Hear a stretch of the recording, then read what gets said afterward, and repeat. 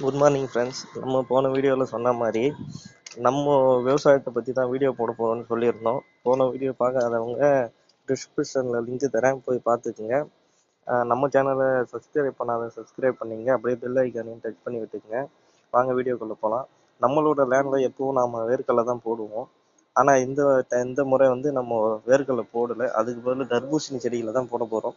தர்பூசணி செடிகள் போடுறதுக்காக நம்மளோட ட்ரேகளை வாங்கிட்டு வந்து, விதைகளை வாங்கிட்டு வந்து, அதுக்கு அந்த ட்ரேல தேங்காய் பஞ்சுகளை நிரப்பி விதைகளை ஊனியாச்சு. ஊனி நம்மளோட 2 நாள் ஆயிடுச்சு.